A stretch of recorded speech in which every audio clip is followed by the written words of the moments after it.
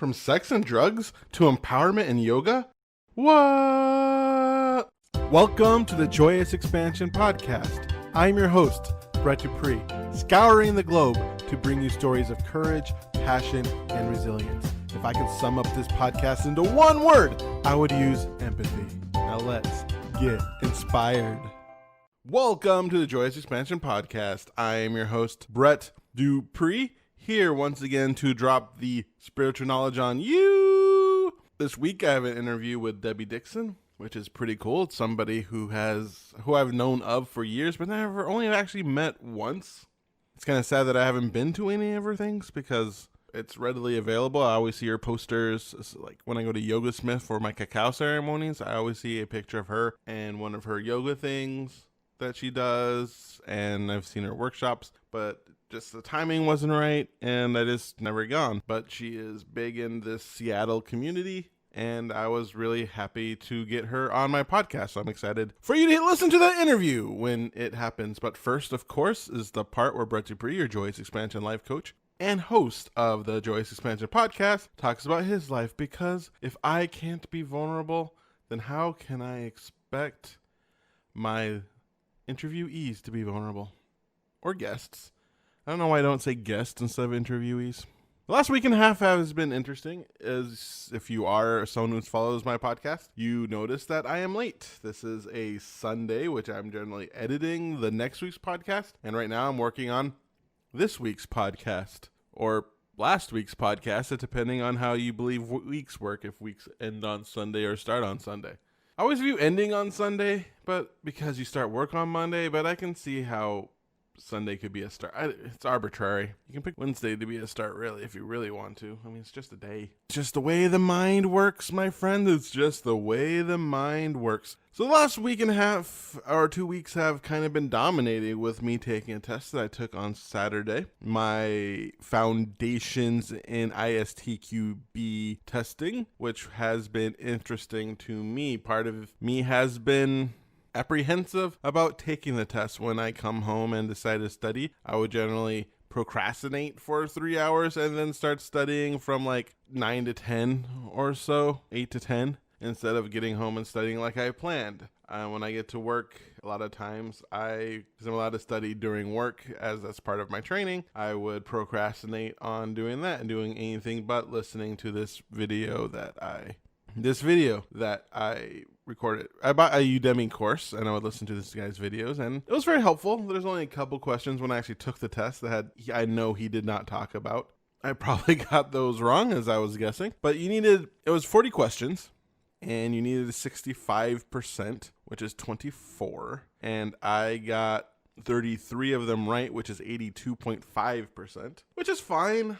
Especially since that's my first test I've had taken since 10 years ago. When I graduated 2002, so 17 years ago, last time I was in college. And just that part of that, the big part of the fact that it cost me $225 to take that test. And if I didn't pass it, then I would be out $229.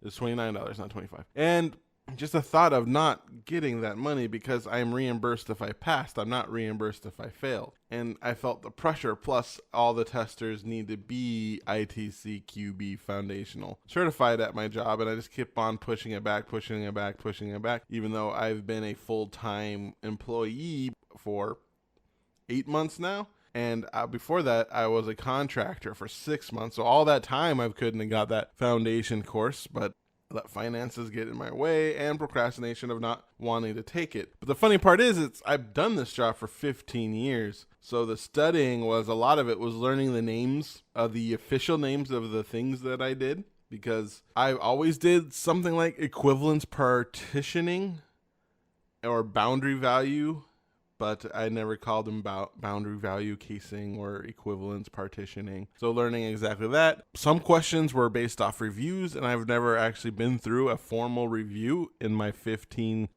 years as a software tester.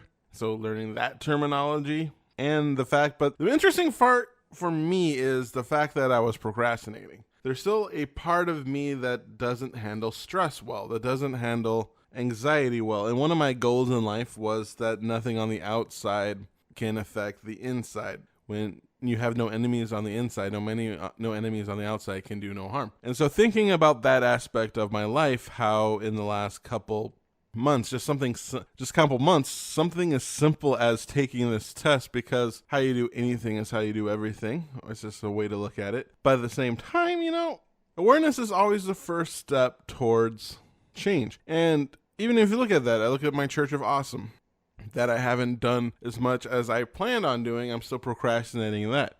And procrastination is a very interesting thing. I was taking an Andy Dooley class. Andy Dooley, the brother of Mike Dooley from Infinite Possibilities. They both actually teach the Infinite Possibilities, Train the Trainer, and they both go to Solopalooza. Andy Dooley is an awesome guy, so I suggest you check him out. Activation Vibration is such a fun course that he teaches. But one thing I went to his course last time he was in Seattle. It was a one-day thing, and he talked about procrastination, how procrastination is pain, but it's trying to delay pain, but also causes pain at the same time. And you want to visualize the pain that procrastination is actually causing rather than doing it, because a lot of times the anticipation of pain is just as painful, because that's how our minds work. Our minds don't really notice the difference between reality and our imagination, especially when it comes to pain and the like. You can imagine yourself, the old thing where you imagine yourself tasting a sour lemon, and all of a sudden your saliva will increase and you'll actually feel the parts of sour affect your mouth. It's the more you actually imagine that, and the clearer you imagine that lemon in your mouth, the more it'll actually affect you. And so the more you procrastinate, you're actually causing pain in your life. And when you actually do it, the thing you're procrastinating on, it's generally a relief of pain. And 9 times out of 10, it's less painful to do it than to go through that procrastination. And I'll be honest, I know so many things intellectually and so many things, but sometimes putting in the practice is sort of difficult, and this one for me has been. I've been procrastinating a little too much. This is Sunday. I have to get this podcast out. I want to start editing next week's podcast. I need to get the Church of Awesome out, and it's almost 1 p.m. and at 3 I'm playing some board games, so hopefully I'll be able to get that out. Then I want to get this out, and then I want to update Buffer with all my pictures, and so those are all the things I want to get accomplished today. But when I woke up today, I was tired and I slept. Anyway, though, I got the editing done. I'm doing this part, so sometimes you have to look at what you did correct, and I am getting this part correct. Well, speaking of getting life correct, I have an interview with Debbie Dixon. I am very excited for it, and I'm sure you will love it too. Debbie Dixon, author of Path to Freedom, Your Guide to Living the Life of Your Dreams, is a life coach, inspirational speaker, yoga teacher, and founder of Love is the Truth, an organization that recognizes the power of love to heal and overcome adversity, with a focus on women and children who have been or are currently compromised and are feeling trapped by their circumstances and have developed patterns of negative thinking, low self-esteem, unhealthy lifestyles, and addiction or abuse. Having come from abusive relationships, addictions, sex trafficking, lack of self-worth, incarceration herself, Debbie relates to and understands the feeling of me against the world, and how dreaming about a better life gets lost when you are concerned about your next meal. The programs she offers are the same things that saved her life and pulled her from the trenches into a life filled with joy, infinite abundance, love, and happiness. And now, here's my interview with Debbie Dixon. Hello, Debbie, and welcome to my podcast. Hi, I'm happy to be here. I am excited to have you on. I've been in the Seattle area for these metaphysical things, and I keep on seeing your posters around or classes that you see on meetups and stuff. So it's really cool to actually have you on my podcast. Well, thank you so much. I'm really excited for this journey, have this conversation with you. So I'm curious, a lot of people who are going through this spiritual awakening don't always start out that way. How did you start out? Well, yes, it's definitely been a journey. It's interesting because people that meet me, oftentimes they That's what we do naturally, is throw people into a category. We decide based on what we're seeing, oh, what this person's life must look like and where they've come from and what their experience has been. And I think a lot of people see me and right away draw the conclusion that her life has been easy, she's got it together and everything works for Debbie. And of course, she can talk about how to live a joy-filled life and be in your passion and purpose because it's always been easy for her. That's definitely not the case. I don't know if you want me to launch into really the whole journey, but it's, yeah. Okay. Start from the beginning. I will. I don't know. Let's see ahead. if you get to the part that really stood out to me, what you said. Yeah. I mean, for me, when I started, obviously we never really know we're starting onto the spiritual path. We have no idea. There's just this, we just know we don't like where we are. And that was me. I grew up in a very dysfunctional home, which a lot of people have that experience. Mine consisted of, I was sexually abused, emotionally abused, physically abused, all of those things. It was a very uncomfortable experience. And I ended up, as most of us are, searching for some sort of love, some sort of acceptance, self-worth. I ended up in a relationship and pregnant by the time I was 17. Before that, I'd already been pushed out of my home. And so I was homeless, 15. It wasn't an easy path. Having a baby at 17 and with the belief system that had been instilled in me due to the abuse I'd experienced, I was really stuck in this me against the world mentality. I expected life to suck and people to be bad, that wake up and put my armor on. I was ready to take on the world. I was that person that would walk into a room and then make sure that I was always closest to the door so I could exit if I needed to. I was prepared for the fight.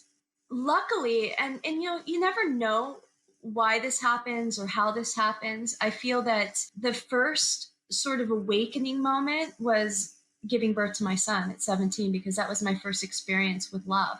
I had never really known what love was until I looked into his eyes, and that opened something in me. That this discovery of this feeling I could have for somebody else and the way he looked at me and depended on me was the same. It was this unconditional love. That was profound, and that started the shift. Although I was still stuck in this really low consciousness, and my life, my environment, everything reflected what was happening within me and my belief system, which was awful. I ended up developing beliefs about my self-worth that from the sexual abuse, for example, one of the beliefs I had developed was that my worth was based on my sexuality. I was just an easy target for the sex industry. So I ended up moving into adult entertainment. At the same time, I was on my own and I was in this me against the world situation. My relationship with my son's dad was not healthy. I didn't know how to choose a healthy experience or a healthy relationship. So he was abusive. Once I had my son, I had this profound sense of love for him. I wanted to protect him, that I left that relationship because I didn't know my worth, my self-worth. It was really just, I got to protect this child. Grateful for that. I'm so grateful for my son. Leaving that relationship, and actually I ended up in hiding. So that was a little bit hard. Again, if you're in hiding, I was trying to put myself through college. So a lot of big steps. It was just really easy to shift into the sex industry, adult entertainment. It seemed like the only option. Sometimes we're moving through life with these belief systems that create these filters where you really can't see any other path. Now, looking back, I can look back and go, oh, there were so many other options for you. But I remember being in those shoes and I could not see any other way. Because of that, because I can look back and know that for me, it felt like there was no other way. I know that there's other people in my shoes right now. They can't see the other path either. And so that's why a big piece of me now in my job and my goal is to go and assist people out of that place, because I've been there. The way that I found my way out was, here I was stuck in the sex industry. I ended up, one thing after the other was like a snowball effect. I ended up getting buried under tickets, violations, just random things that happen in the sex industry. You can't go to work and not use alcohol, not use drugs. It's just impossible to place yourself in those circumstances and not numb. So I was using these tools that I'd been using for a long time as self-medicating to numb myself. It ended up, again, putting me in this place of me against the world. And I was constantly prepared for the battle. And so I got buried under tickets and violations. And most of them were just simple, like car tickets for speeding. But if I didn't pay them, suddenly it became a warrant. And then I was, driving without a license and suspended license. And then it just went one thing after the other, snowballing. Again, I could barely pay my light bill. And, I have this baby dependent on me, and I'm trying to go to college. And now it seems like even the good guys, the police and all these people are after me. And I ended up in jail a lot of times because of these things. And I really couldn't see my way out. I mean, it's like the hole gets smaller and smaller and smaller. And I was just being buried. And hope was gone. There was no hope. And in that hopeless place, it's really easy to just keep using drugs, keep doing all of that. Another, I guess, climactic moment, and a moment that was profoundly impactful for me, was a time when I was in jail. I had been just locked up, and I was in a holding cell at the time, so I hadn't been taken back into custody. But I'm sitting in a holding cell, and I have probably 10 or 15 other women in that holding cell with me. I was sitting crouched up against a corner and looking at everybody and thinking how different I was, how I didn't deserve to be there and they did. I was different than them. Look at them. They're all drug addicts and gross, and I'm different. And why can't these people see that? The jailers are going to come and they're going to let me out. They know I don't belong here. And then the jailer came over and he took me out. And there's a process called PR where you get this option to possibly, if they think that you're suitable to come back to court, that they'll release you. And so I'm like, of course they're going to let me go. They don't think I deserve to be here. I was wrong. He ended up, saying that no and placing me back in the holding cell. I'm like, what's happening? How is this? No, you're supposed to be releasing me. So I just sit back in there and I'm trying to, connect with this and understand, why would they put me back in here? And now they're going to actually lock me up. They're going to take me. I really was trying to process this. And suddenly I had this awakening moment. My brother had always been a drug addict. I had watched him just like I was looking at these women. I saw him as beneath me because he had this ravaging drug problem. Essentially, he was a crackhead. He was controlled by the substance. And I was different, even though I'm in the same, I'm doing drugs as well, right? I'm utilizing the same things. I couldn't see it. I just saw him. So in this moment, I stepped outside of myself. And I thought, what if somebody was looking at me the way I would look at him, or the way I was looking at all these women? Would they actually see me as one of them? I mean, what is it that separates me from them? Birds of a feather flock together. Maybe to the outside world, I am no different. And in that moment, something clicked. It was just, oh my goodness, I need to take back control. I don't want the world to see me as one of them. And how can I shift that? How can I change that?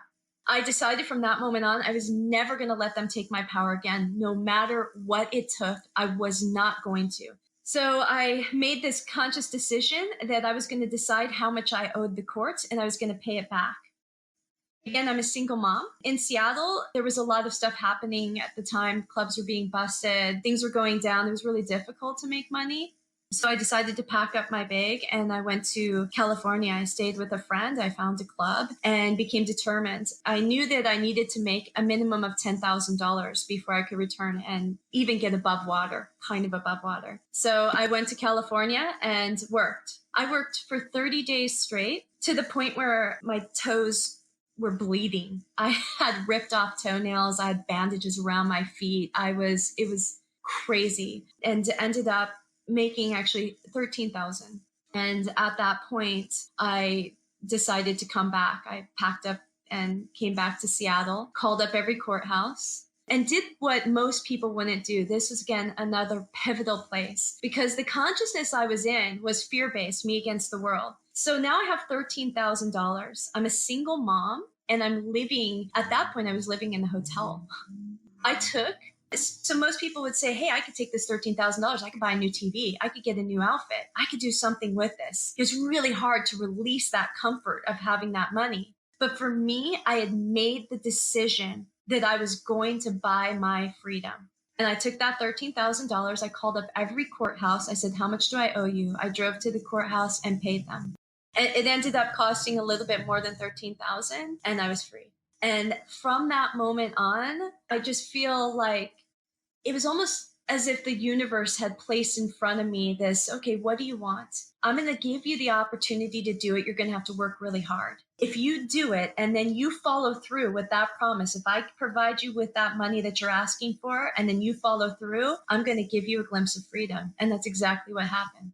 I believe it was me paying back the karma bank, as if all the way through life, all of the choices I had made when it was in me against the world. I mean, to survive and raise a child, a baby at 17, homeless at 15, I stole from stores. I had to. Oftentimes I had to steal formula, diapers. And in my mind, I was writing it off as, well, I have to. Nobody else can help me. I don't have any other choice. Sometimes I would steal things, take them back to take that money to pay the power bill so I could keep my lights on. For me, I felt like as I was climbing out of this mountain and I was able to earn this $13,000, that was me paying back all of that karma. And, it was only step one. There was many other steps after that. And through that process, I've discovered meditation, and all of those things have helped now to continue leading me up the path, up the mountain. The first step, I think, that really elevated my consciousness, really released me from the things that were holding me down, was purification, was the moment I decided to let go of the drugs, let go of the alcohol, stop smoking, a habit that I'd had since I was 12. All of these things, those were definitely huge, because you don't know who you are until you've experienced your energy purified of all of it. No drugs from the doctor, no drugs from, just completely pure in your body. And from that, I had a baseline of who I was and how I felt and my energy. And I could sit with me and be with me. Meditation became possible in that space, really meditation, where I could be at peace. So that was the next step, I think, to my path to freedom. And it's Even just no been caffeine? caffeine. Actually, I do. Caffeine was huge. I did quit that when I quit the smoking, because the two were tied together so closely in habitual nature, that every time that I would drink coffee, I would smoke. I had to notice my habits. It was a big part of this transition. It was becoming aware of my habits, and how really the smoking was just habitual. It was something like suddenly somebody would call me on the phone. The moment I picked up the phone, I craved a cigarette, because that was a habit. If I was on the phone, I was smoking. What I stopped doing, honestly, when I quit smoking, for about 2 or 3 weeks, I actually didn't talk on the phone either. I kind of isolated myself. Go ahead. Were you going to say something? No, I was just laughing. Oh, but I did. Yeah, I isolated myself. I didn't tell anybody that I was going to quit smoking either. I didn't want any expectations. And I didn't smoke my last cigarette in the pack. I didn't decide that. I've actually helped many people quit smoking now. It's kind of a weird thing that is sort of a tangent that this has led me down. But I didn't let myself, so I didn't have this packs of cigarettes. I would actually have a pack of cigarettes there. I had probably 3 packs of cigarettes that were full sitting around my house. So it wasn't that I didn't have cigarettes. It was that I was choosing not to smoke them. They were right there. I could, but I didn't want to. And that, I think, stepping into my power and reminding myself every time I looked at the cigarettes that I don't want them, instead of noticing the lack of the cigarette and having the craving. That was huge. And then, so I did quit the coffee. I do drink coffee from time to time now, but I notice it. If it's something that becomes a habit where I need the coffee, if I don't have the coffee, somehow I'm different, tired, I'm sleepy, I can't get it together, well, then I'll purify my body again. I might go 2 or 3 weeks without coffee. Can you explain what you mean by stepping into your power? How exactly do you do that? Oh, how do I step into my power? Learning that that was a big portion of my journey, was learning that I'm in control of my life, that I'm creating my life and my circumstances. If I want to see a life of happiness and joy and bliss and, where life is working for me, I have to alter the way that I'm showing up to the world. I have to alter the way that thinking about the world. I have to start looking and analyzing my beliefs, because they're the filters that I see the world through. A lot of ways that we step into our power, but when we recognize that you're in control, you're creating your destiny, that it's not just the world showing up and you reacting to the world, but instead, what if you decide how the world's going to show up, and then you live in that space? And that was kind of the shift that I made. I started to alter and change everything that was in my life, not just drugs and alcohol and those sort of things, but the people that I was around. I started looking at them and saying, are these people that are impacting me in a positive way or a negative way? Do I feel yucky when I'm around them, or do I feel good? And if I didn't feel good, then I gave myself permission to not have to be around them. That was a big step. Noticing places that I would go to. If I didn't feel good in that place, then why was I putting myself in that place? A huge thing that really I think was a pivotal shift for me was TV. Noticing TV, television programming is what it's called. So what sort of programming do I want to place in myself? And am I feeding fear in what I'm watching? So fear is huge in stifling the way that we show up to the world and stopping us from really showing up to our power. Because if we're fearful about everything, we're going to contract instead of expanding into life. Just the idea of fear, you think of contraction. And when we think of joy, we think of expansion. Those are the two, joyous expansion. Those are the two opposing energies. So when we're in fear, we're contracting. And there's so many television shows that are designed around creating a fear-based response. We're almost addicted to it. I started to notice, man, here I am watching this show. It was like CSI or something. And after the show was over, I would instantly be wanting to lock my doors, double check, are they locked? Worried about every sound, having trouble sleeping because my mind would be in that place. So I just decided to do a test run. And I decided I'm going to go a month without any negative TV, only TV that was happy based. And I'd be really conscious of what the message is in the show. Is it leaving me feel light and happy, or am I feeling happy? And I only allowed myself to watch those things. So I turned off news. I didn't even read any articles. If anything came across that if the title spoke to fear, I turned away from it. And that game changer. Suddenly, it was like I was free. It was almost as if I had been caught in some sort of net, or a virus had attacked my system called fear. And suddenly I was able to experience life unbound. And that truly was me stepping into my power. What does living life unbound look like? Well, for me, living life unbound is living life showing up in love. I have these 7 steps to intention, the power of intention. One of them is say yes to new experiences. It's really difficult to do that when you're in fear. Saying yes to new experiences, because there's so many reasons not to. And if we're in fear, we're going to feed those reasons. We're going to tune into that voice. And suddenly we'll talk ourselves out of it. And I decided that the one step is, if you've asked the universe for a new experience, you want something new happening in your life, then you have to be willing to step into the uncomfortable, because everything new is going to feel slightly uncomfortable at first. So saying yes to new experiences, for example, ask the universe. I would say again, because I'm not now at the mercy of life. I'm not just waiting for life to show up. Living unbound was, I'm going to take control of my life. I'm going to wake up and decide how it's going to go down, how my day is going to show up. I'm going to align with intention from the moment I wake up. That would look like, okay, today is going to be an amazing day. I'm going to have 3 appointments or 2 classes, and people are going to emerge from those appointments feeling lighter and freer because of whatever transpired in that space. I would allow for miracles. Today, something amazing is going to happen.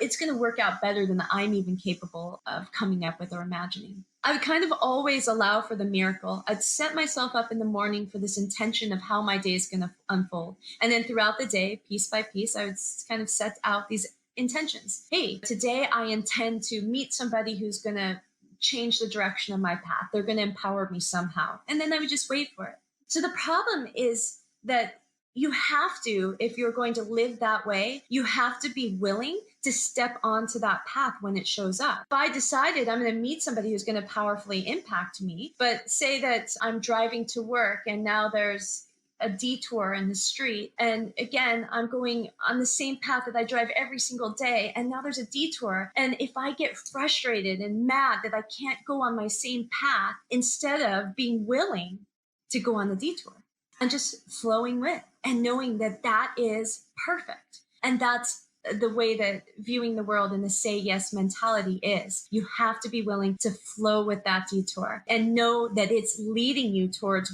your desired result, whatever that is. That sounds like a very exciting way to live. It is. You're right. That's it is. You have to be, I think, willing to sort of live at the edge of your seat constantly, but you have to expect that life is working out for you, that everything is happening for you, not against you. So that's the biggest shift. If you view that detour as why me? This is happening to me, right? That's very Mm-hmm. different than saying, oh, great, I'm being detoured. Something amazing is happening over this way. Thank you, right? Instead of viewing it that way. And so we have to constantly be just knowing that everything is happening for our highest and best good and happening for us, not against us. And if you view the world that way, then you're excited for the detours. You're excited when I always tell my clients, if somebody calls me up and, oh man, you don't know what happened. I lost my job today. I'm freaking out. I don't know what to do. And I'm like, get excited. Are you kidding me? Remember when we were just talking about this last week and you were telling me how much you hate this job and how you want something bigger and better? And now the job is leaving you. Why are you not excited? The universe has granted your wish. All you need to do now is sit down and ask yourself what you want and focus on that. Okay, that job's gone. Great. We've cleared the path. What do you want in front of you right now? And start to just line up with your desired results. Know that you have this clean slate. Yippee, right? Get excited because that's viewing the world from everything is happening for me, not against me. The person that views the world that it's against me is viewing it as, I lost my job, poor me. Now this is my victim story. And I can make excuses for all the reasons that now this happens, this happens, this happens, instead of taking control and going, this is happening for me. Yay. What do I want? That's living in a boundless mentality and really stepping into your power. So in helping other people live unbounded and into their power, what has been a cool success story that you can share with us? Oh my goodness. There's limitless. Gosh, let me think of something really, really cool. Some of this, I guess the success stories that I tell over and over again. I have, so if you've heard these stories before, sorry, if you're tuning into this and you've heard me talk. But every day, every single day I get emails from people telling me how their life has changed. And again, just those conversations where somebody tells me they lost their job. And then I sit them down and say, what do you want? And then they call me the next day and go, you're not going to believe this. I have this job, this interview showing up and it's just what I want, and then I keep them again, focused on, okay, so don't feel like you're at the mercy of the world as you step into this job. You're interviewing them. Right? You're deciding as you look at this job, is this really going to fit your needs? Don't just jump into another job just because it's available. And so many people that I work with will then end up and maybe they get that job and then that one doesn't work out and then the next one and the next one and until they keep filtering down exactly what they want. That's just the journey of life. But a really good example is when I first started doing these workshops about 15 years ago, came up with this program called Realizing Your Dreams. And I thought, wow, this would be really powerful if we sit in this group setting and everybody just says out loud, because it's not often enough that we're willing to share our dreams in a space with other people. Usually we keep them to ourselves. And in fact, we never even live them because we push them down a little bit, like it's not important. So I thought, what if I empower this group and I have them actually sit in the space in the center and just explain what they want from an infinite place? I gave them this infinite space to dream from. I said, hey, imagine that you have a genie or a cauldron in front of you that just had infinite possibilities, or you had a magic wand. So whatever you wanted would be instantaneously the moment you decided. What would you want from that space? And I had them lay down their relationships. So your ideal relationship, what would that look like? Your ideal job, career, the way that you're showing up in the world, your ideal body, all of these things, what would it be? And we went through one by one. So this was actually a profound moment for me on my journey, because I thought, well, of course, everybody's going to show up and they're going to have all of these dreams and it's going to be amazing. I go to the very first person and she struggled with saying any sort of dream. So it's like the first thing she's like, well, I guess I wish that my husband wasn't so complainy, and I wish that I really like my place. I guess 2 bedrooms is enough, but I guess it would be nice if I had a little more space. I told her she could dream from an infinite place. I gave them a week to prepare, and that's what she came up with, which most of it was talking about what she didn't want. I was like, wait a minute. It was really cool in the group setting because I was asking everybody in the group. I mean, do you guys hear this? If you were granting her wish, you're kind of seeing a negative picture. You're not placing her in some sort of dream home with a dream relationship. She's painted this picture of sort of negativity. So let's get her to reword this in a way that's positive, where we're all feeling good and we're visualizing for her in her dream. I sat there with her going back and forth for about 20 minutes, just trying to get anything out of her that came forth as a wish. And the first thing, and she finally said, well, I've kind of always dreamed of being a dancer. I was like, oh my gosh, well, there we go. Like, what kind of dancer? What do you want? She goes, well, I watch Dancing with the Stars, and I just wish so much that I could do that. And I was like, why not? Why don't you? She said, well, I've always danced before. I used to when I was younger, but then I got married and had kids, and my husband's kind of jealous. And, I just sort of stopped. I said, well, but you could easily have that. That's not like this dream that's out of reach. You could dance right now. She was like, no, no, no. In her mind, she had created so many barriers and blocks, she really couldn't see it. She really couldn't see how it was possible. And I said, well, what if just for a moment that you kind of like maybe just setting apart some space in your home and creating a little bit of room, maybe play some music and you just dance there. And she was like, I don't know. I don't think. And before she left that day, she was walking out, and I said, the funniest thing was she had said that her husband was jealous, and that was one of her biggest reasons for not pursuing dancing. And I had said, what if just for a moment you sit here with me, close your eyes, and visualize yourself on the stage, and that you're dancing, and you're just so happy. And I want you to imagine that your husband's in the audience, he's looking at you, and he's your biggest fan. You see his adoring eyes, and he's applauding louder than anybody else. And she was like, well, I don't know. That just seems so impossible. And she left that day. We were having these meetings weekly. She came back to me a week later, and she said, well, I have an announcement for everybody. And everybody's like, yeah. And she said, well, I created some space in my home, and I've been dancing. It's like, this is amazing. And so this was just fantastic because she had taken one step in that direction.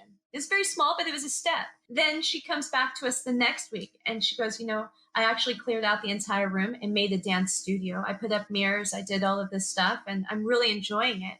What's really amazing about this particular story is within 6 months, this woman had created a whole new persona for herself. She'd given herself a name, a dancer's name. She was performing in big audiences, things like at the Puyallup Fair as a belly dancer and doing some other sort of choreographed dancing.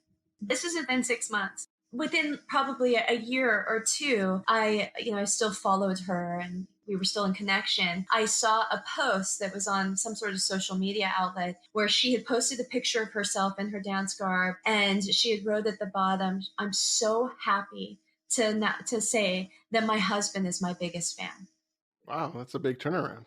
Yeah, it was huge. So here she is just stepping into her dreams. And it was such a simple dream, but for her, the blocks were huge. Awesome. Thank you for sharing that story. We are getting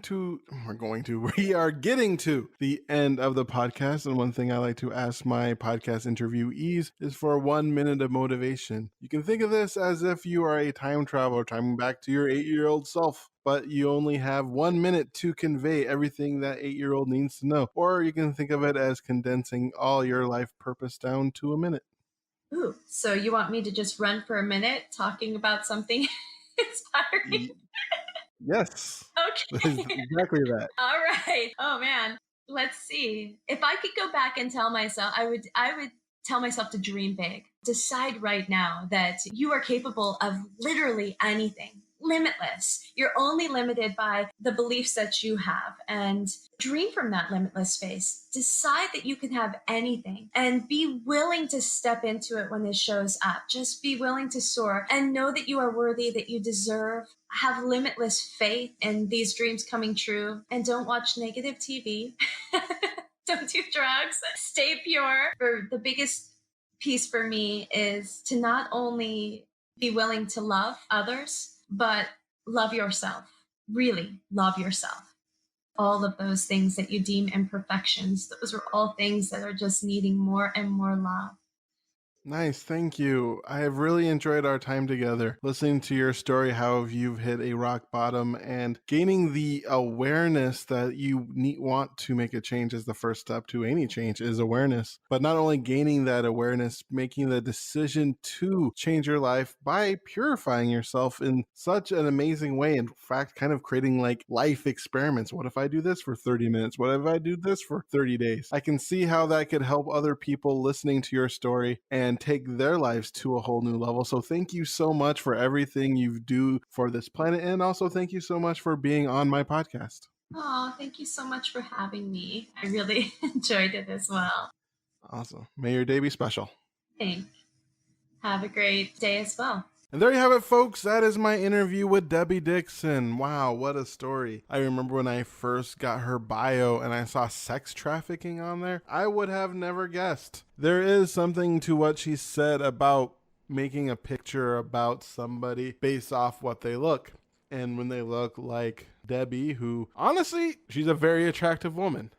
She's almost stereotypically attractive. And it's almost the same as if you look at my interview with Kat Kim, we actually talked about this as well. And honestly, you can't judge a book by its cover. Human beings have different experiences than what you imagine just by looking at them. We see this all the time in our lives. We base things on media and the world around us, but the reality is people are people. Some people have good experiences and some people have bad experiences. And it doesn't matter if they're attractive, if what race they are, where they're from. I remember getting into arguments with people back in the day that the average human being wouldn't do anything wrong if they had enough money to live and were able to house themselves, feed themselves, and entertain themselves. And some people are like, no, these people are evil. I'm like, no, people are mostly the same. And it's interesting going on that because I tend to have that issue, especially with, if you heard my story, you know, I used to put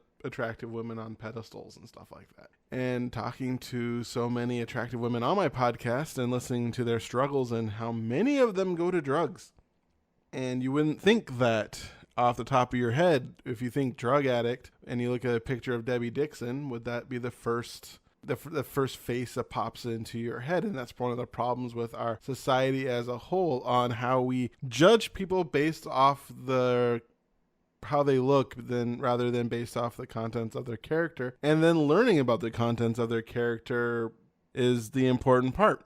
And I probably talked way too long about what Debbie Dixon looks like. But also just hearing her story on how she got over her struggles and reached out to people. Again, reach out to people. Getting help is very important. She took classes. She talked to people. I don't know if she went to therapy. We didn't ask that. Or rehab like the other people, Sherazad, Kat Kim, and the like, who also went through similar things. But I'm sure that the yoga and all the teaching and the reaching out for help certainly helped her after she made that decision. Also making the decision and being aware. One thing that is easy in life, especially if you're in personal development, especially if you're in this space, is lying to yourself. We become so good at lying to ourselves and thinking our lives are different than what it is, but we need to look at ourselves and be honest. It's about the reality of the situation. And Debbie, recognizing the reality of her situation, allowed her to make that change and really take things to a whole new level. Being able to abstain herself on everything that she felt didn't serve her life, that increased her fear, the watching news, the drinking alcohol, the smoking, even the caffeine, anything that was a stimulant. This is a practically Whole30 to another level so that she can truly get in touch with herself.